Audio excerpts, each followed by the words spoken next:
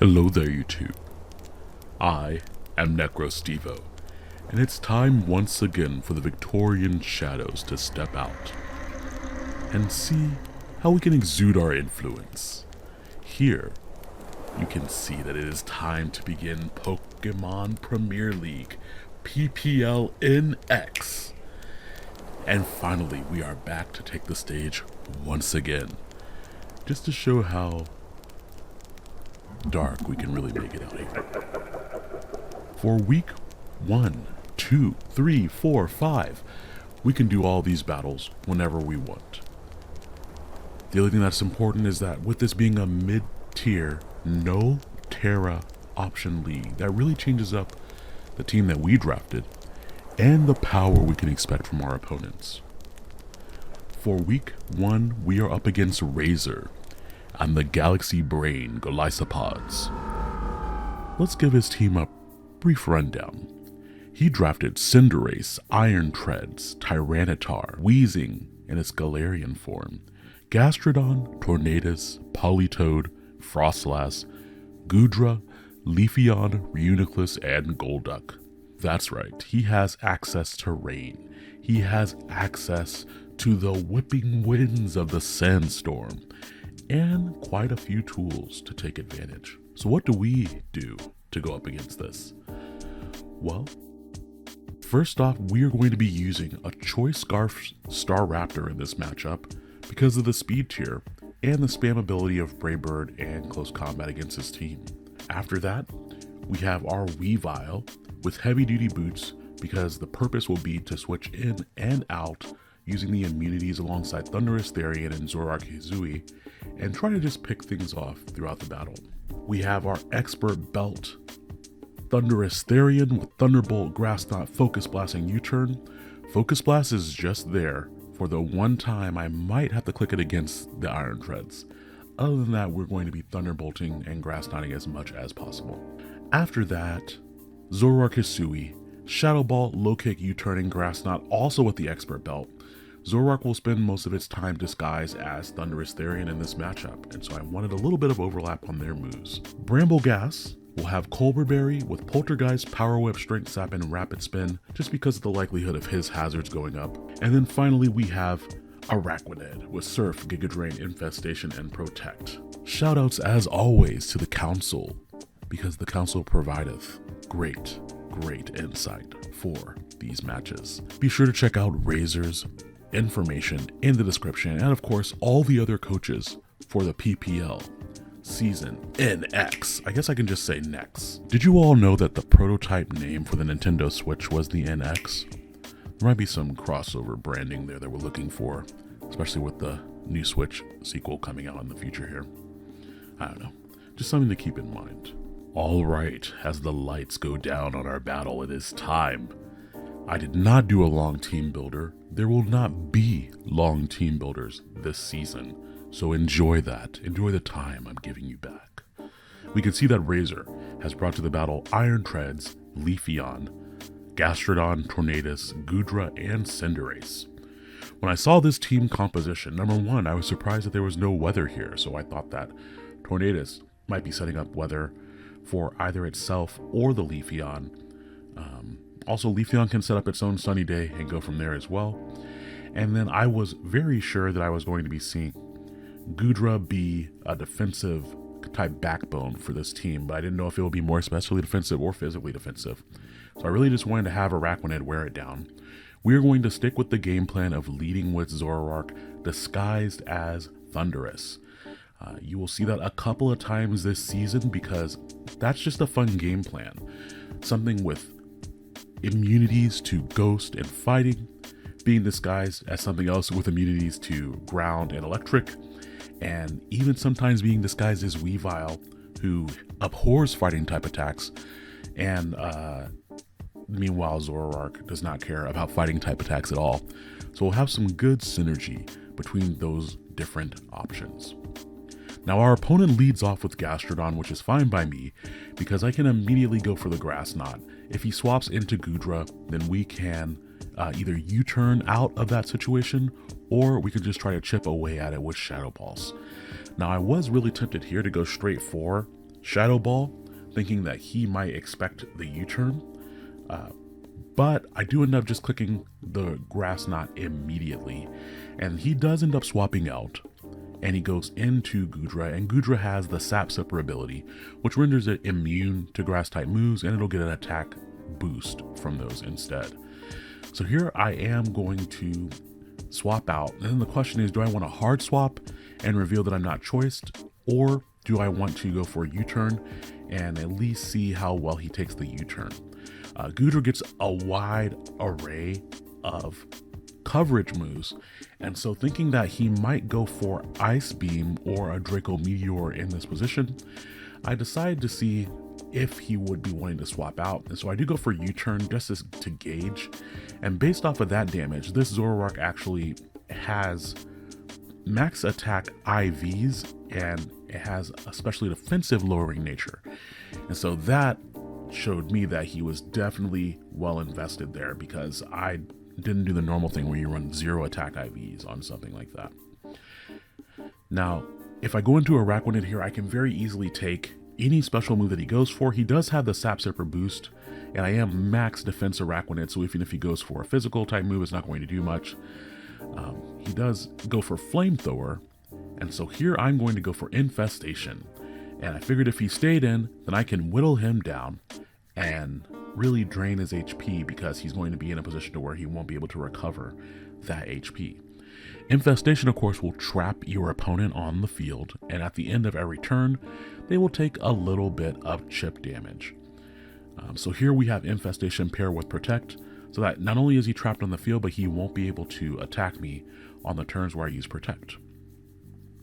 I could also just go for Surf, but because of the typing here, it's not going to do too much damage.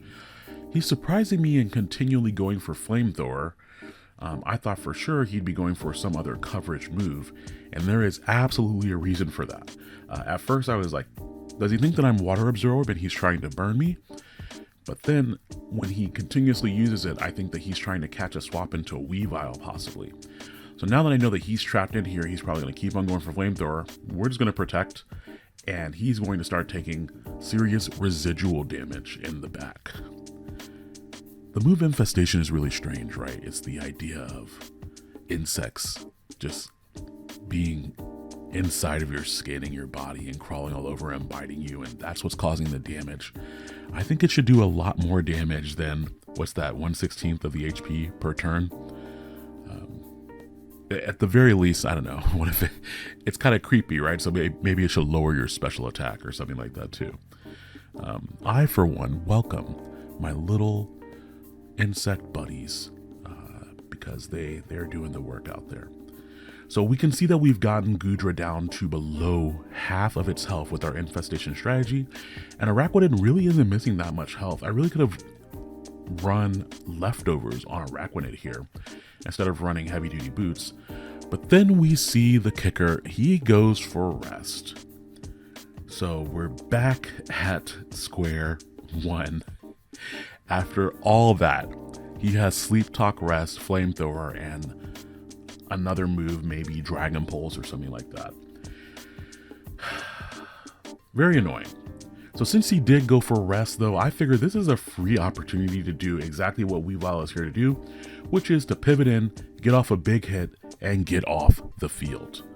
You have to make sure that you put the words "the field" there, otherwise you end up in a weird, non-HR compliant situation with your speech. He gets Sleep Talk Scald and snags the burn. So while I do understand that I took the risk to swap in the Weavile here, Weavile has very good special defense, and so even if he had gotten the Flamethrower, based off the fact that he's so bulky, he would not have KO'd my Weavile. And so he got the Sleep Talk roll to get the Scald and the burn. That was terrible. He does go out into the Gastrodon, and with the burn, Weavile is not going to be very useful for the rest of this battle, which is too bad because its purpose was really to swap in and out and to slowly help me chip away at things until they're in range for Staraptor later on. Since Weavile is burned, and here I'm expecting him to either set up entry hazards or just go straight for possibly the ground type move or the water type move. I figured it'd be an easy swap into another Pokemon here, and I decide to go into my Bramblegast. Bramblegast would not only be able to take the offensive water or ground type move, but if he set up hazards, I could immediately go for the spin on him. So he does set up the Stealth Rock, and me expecting him to expect me to go for the spin, I decided to go for Poltergeist, thinking he might go back into that Goodra, expecting me to spin. And also, if I went for the grass type move on the Gastrodon and he went to Goodra, man, I'm just talking in circles here. What is going on? But anyways, if he goes into Goodra, he can take the grass type move with immunity. And so there was no reason to go for that here. He surprises me and goes into Cinderace, and Poltergeist fails, which means that Cinderace isn't holding anything.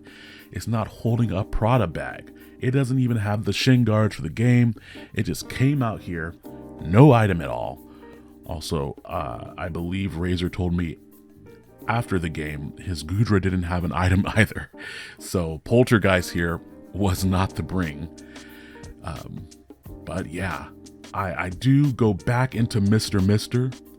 And I did so thinking, okay, if he doesn't have an item, this is really risky because he could very easily have acrobatics. And if my Araquanid goes down, that makes things very difficult for my team later. But we at least need to get that information now, because I'm thinking Pyro Ball, acrobatics, U-turn, setup move of some sort, based off of the fact that he didn't have an item. He does have the acrobatics, so his ability changes him into the flying type, and my Araquanid goes down. And really, Araquanid is going to be the Pokemon that does the most in this early game here, because basically we've had Zoroark out, he swapped into Goodra and was immune. My Weavile got burnt by the Goodra, and Goodra barely has lost any HP because it used rest. So we have not made very much progress at all in this battle, and I am fully willing to admit that my biggest hurdle in this battle was my own mindset. I just had a lot going on in my personal life, and I wasn't able to shake it off before the battle. So while I do think I brought a lot of the right tools to the early game here, we really need to make a change in the mid game to see what we can do. So here, I go out into Thundurus, hoping to fool him and have him go, oh, yeah, I can just go for the move here. But he knows that it's Zoroark because of the Stealth Rock damage that Zoroark took, and he just goes straight for acrobatics. So that did not work out as well.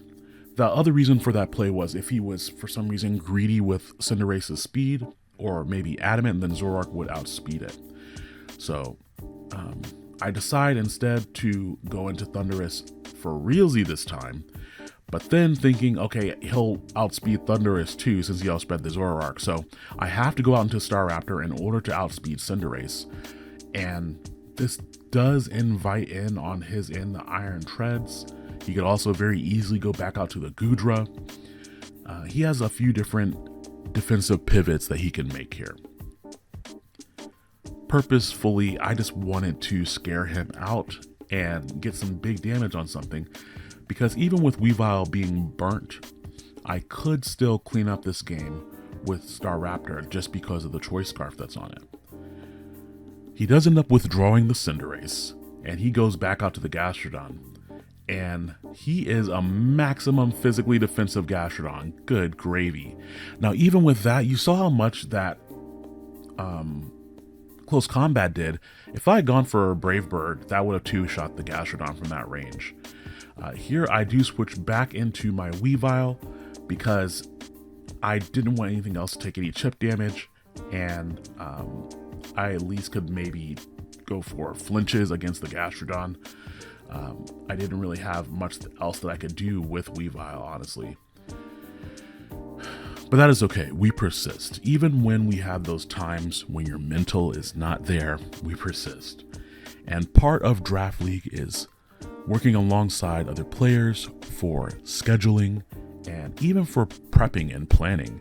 And for me, a big aspect is breeding. The amount of times where I even have to go to other boards and try to get people to do ogre ousting so I can get more mochi, or just maiming an entire cadre of Happiny and Chansey in the wild so that I could turn the little Happiny dust into money so I can buy what I need. man, that is all there. So as you all might have guessed, this battle is over. He was able to go out into the Cinder Race and finish me off with the Flame Charge that allows him to boost his speed.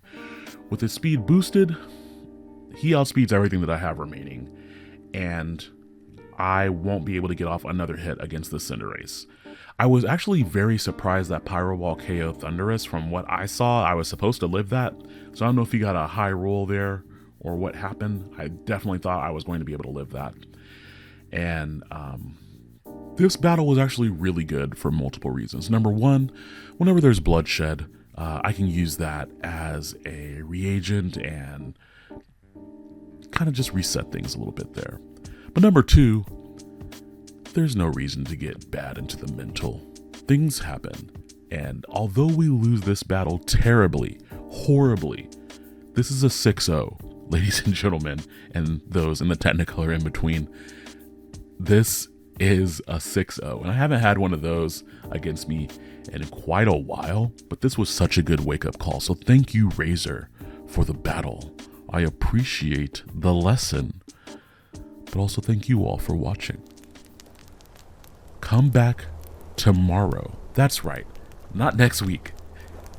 Have your shadow meld with ours again tomorrow, and we're going to try again for the next battle in PPL NX.